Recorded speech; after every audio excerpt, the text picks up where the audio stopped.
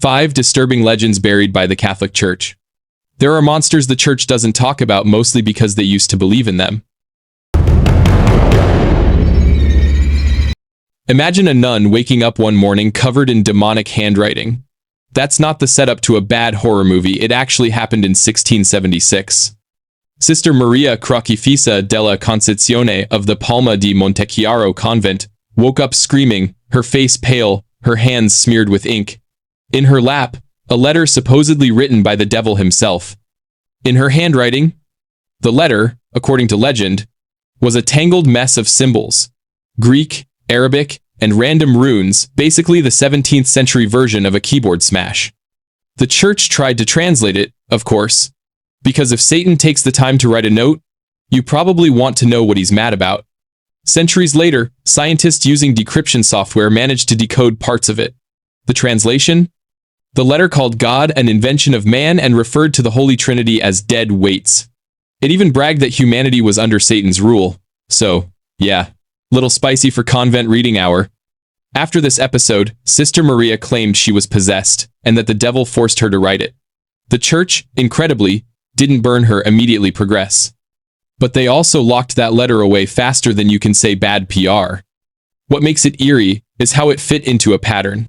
The Church, for centuries, treated nuns who heard voices or saw visions as potential prophets until the visions started talking back.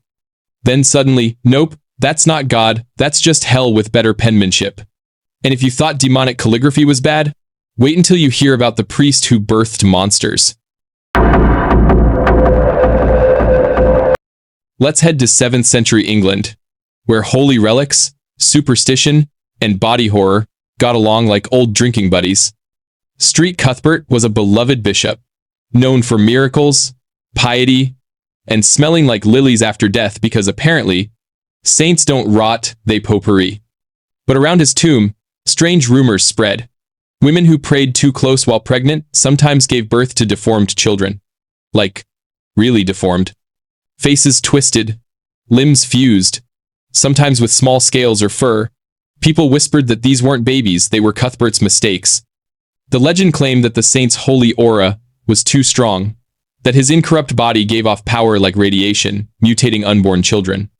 One particularly nasty story told of a woman who prayed for fertility at his tomb, only to deliver a stillborn baby with no face at all. The priests quickly declared it a sin to approach relics while pregnant. Convenient theological pivot. The Church quietly buried those tales, along with the evidence. They wanted saints to be miracle workers, not genetic hazards. But in medieval imagination, holiness and horror often slept in the same bed. Think about it, if touching a saint's corpse could heal you, what if you overdosed on holiness? Congratulations, you've invented Catholic radiation poisoning. Of course, not all the Church's buried legends stayed human. Some crawled right out of the crypt.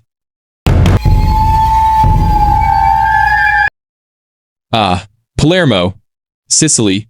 Sun, wine, and hundreds of perfectly preserved corpses smiling at you like they're posing for a Renaissance school yearbook photo. The Capuchin catacombs are filled with incorruptible bodies, monks, nobles, and children so well preserved that some look freshly dead. The Church framed it as divine proof. Look, God kept them perfect. Except, no one mentioned the smell. The truth buried under centuries of incense and denial was that preservation wasn't divine. It was chemical. The monks experimented with vinegar, lime, and a mysterious process involving draining body fat and hanging corpses on pipes to dry. They were basically running a medieval morgue/tanning salon. Over time, rumors spread that some of the saints weren't so peaceful. Visitors swore they saw the bodies twitch or heard whispers echoing from the alcoves. One legend told of a friar who dared mock the incorruptibles during prayer, only to find one of the mummies grinning wider the next morning, its jaw dislocated like it was laughing. Locals began calling them the hungry dead. Some said they rose at night, wandering through the tunnels, seeking warmth and blood, the final stages of divine preservation gone wrong. The Church's response? Seal the tombs, say nothing, and light more candles.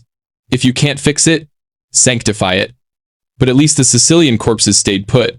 The next legend decided to walk. Long before Dan Brown was writing conspiracy thrillers, Pope Sylvester II was living one.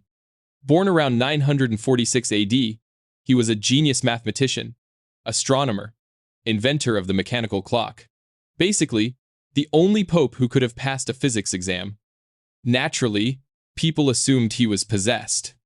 According to legend, Gerbert of Aurillac, his pre-papal name, learned his secrets from a Muslim scholar in Spain, back when Europe thought learning algebra was basically witchcraft. The church was so nervous about his intellect that when he became pope, whispers started, he didn't get his power from God, he got it from the devil. Stories claimed Sylvester made a literal pact with a demon named Meridiana, who appeared as a seductive spirit and offered him knowledge in exchange for his soul. The twist? The Pope outsmarted her, kind of. He supposedly tricked the demon into serving him until his death, but forgot to specify where he'd die. When he realized his end was near, he fled from Rome, terrified of dying on holy ground. Unfortunately, the Vatican is mostly holy ground. He ended up dying in a church anyway, his body reportedly breaking into pieces, screaming for forgiveness. The church quietly turned him into a cautionary tale about too much learning. But the legend persisted that his tomb in the Lateran Basilica dripped with moisture before the death of any pope, a sign that the devil still claimed his due. If true, the church literally had a haunted pope, which feels like the kind of thing you'd keep off the brochure. And if you think a pope cutting deals with demons is the worst cover-up, well, meet the man who tried to create God. Now we dive into alchemy, the weird cousin of theology that smelled like sulfur and bad decisions. In the late 15th century, a Benedictine abbot named Johannes Trithemius was obsessed with uncovering divine secrets. He wasn't your average monk. This guy wrote grimoires, studied necromancy, and coded his books so no one could read them. Classic, definitely not evil behavior.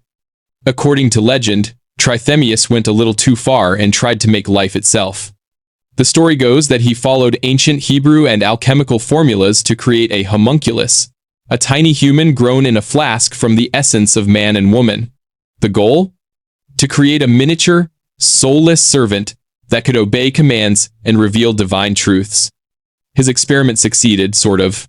Witnesses claim they saw a small, grotesque figure, half human, half embryo, crawling out of the jar and whispering in a dead language.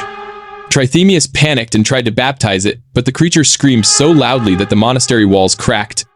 After that, he sealed his laboratory and burned his notes. The church swiftly buried the incident, later banning any attempts to create life without divine sanction. In other words, no cloning, no flask babies, no tiny screaming prophets. Got it. But whispers spread that Trithemius didn't destroy everything. Some claimed his student, none other than Paracelsus, found the surviving notes and continued the work, leading to centuries of forbidden alchemical lore. The church, of course, dismissed it all as superstition, yet they made very sure his lab was sealed with holy water and chains. You know, just in case. Every religion has skeletons in its closet. The Catholic Church? It just built cathedrals over theirs. From demon-writing nuns and radioactive saints, to devil-pacted popes and failed god-makers, these legends were quietly erased, rewritten, or sanctified until no one remembered how horrifying they really were. But you can still feel the residue, the whispers of fear wrapped in holy incense. Because deep down, the church knew what every horror writer already understands. The most terrifying monsters are the ones that start with good intentions. So what do you think? Which one freaked you out the most?